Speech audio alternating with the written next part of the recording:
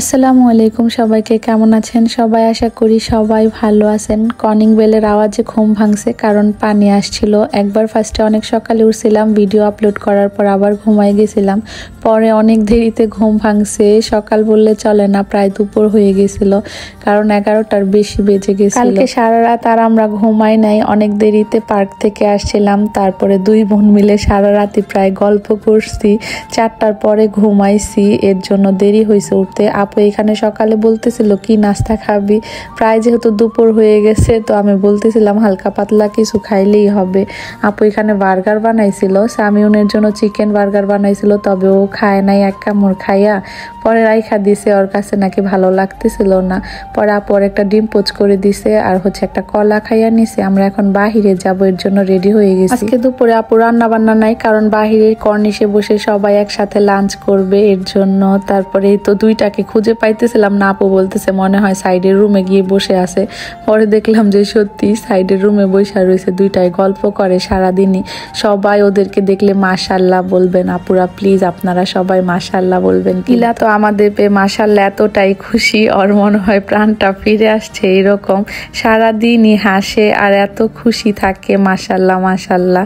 তারপরে তো আপু এখানে রেডি হয়ে গেছে, এখন আমরা বের হয়ে যাব। একটু আগে আগে বের হয়েছি, কারণ এখান থেকে ফার্স্টে আমরা যাব হচ্ছে কিছু কেনাকাটা করতে, মানে বাসার জন্য ফল টল কিনবে আপু ভাইয়া, এর জন্য।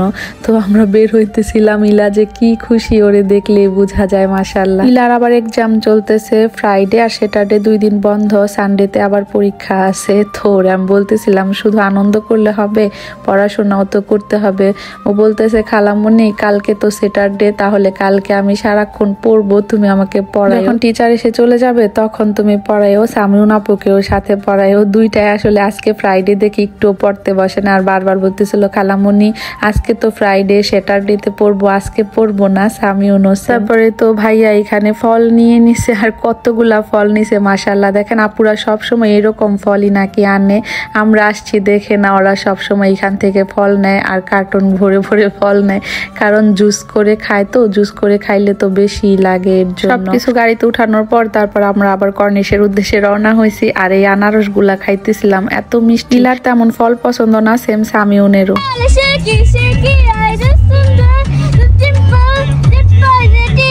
ও গাড়িতে অনেক সুন্দর করে গান গাইতেছিল, যদিও আমি পুরাটা ক্লিপ ভয়েসে রাখলাম না, কারণ কপিরাইট চলে আসতে পারে। ব্যাকগ্রাউন্ডে যেহেতু মিউজিক বাজতেছিল, সামিউনও দাঁড়ায় দাঁড়ায় অনেকক্ষণ এনজয় করছে, তবে সামিউন আবার গান গায় নাই। আমি ওরা বলতেছিলাম গান গাও, পরেও বলতেছিল না, ও এমনিতেই অনেক বেশি এনজয় করছে। তারপরে এই ছোট আপেলগুলা খাইতেছিলাম।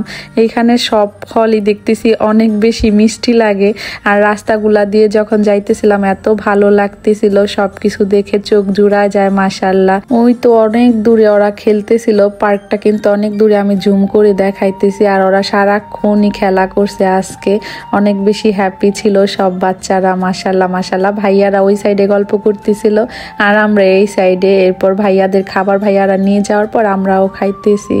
আমি কিন্তু বাসার সবাইকে অনেক বেশি মিস করতেছি, ভালো লাগতাছে, বোনের কাছে আসছি, তার দেশে সবার জন্য মনটা জানি হঠাৎ কেমন করে ওঠে। কালকে আমার পেজের মধ্যে 100K ফলোয়ার ডান হয়েছে, এই দিনটা নিয়ে আমাদের অনেক বেশি আশা ছিল। আমি ভাবছি 100K হইতে আরো 2-3 দিন লাগবে। তারপরে সকালে উঠে ফোনটা হাতে নিয়ে আমার ছোট জায়ের মেসেজটা দেখে আমার চোখ দিয়ে একেবারে পানি চলে আসছে, এত বেশি ভালো লাগছে। আলহামদুলিল্লাহ আলহামদুলিল্লাহ। কালকে সবাই আমাকে অনেক বেশি উইশ করছেন, সবাইকে মন থেকে অনেক অনেক ধন্যবাদ সবার জন্য। আজকে আমি এইখানে, আপনাদের সবার ভালোবাসা আমি সত্যি মুগ্ধ, সাথে আমার ফ্যামিলির সাপোর্ট তো আছেই। ইনশাল্লাহ এই দিনটা নিয়ে যেরকম আশা ছিল ওইটাই পূরণ করব দেশে গিয়ে। আমার আপু তো বলতেছিল ভাইয়াকে যে কেক আনতে, তারপর আমি মানা করলাম, বললাম যে না কেক কাটবো না, দেশে গিয়ে সবার সাথে একবারে কেক। যারা আমার এই পথে আমার সাথে ছিল সেই শুরু থেকে, তাদের ছাড়া কি আমার কেক কাটা সম্ভব? কখনোই কিন্তু না। আমি আসলে এটা নিয়ে পেজে কোনো স্ট্যাটাসও দিতে পারি নাই, কারণ আমি এটা নিয়ে যখনই কথা বলতে যাচ্ছিলাম তখন ইমোশনাল হয়ে যাচ্ছিলাম, এর জন্য।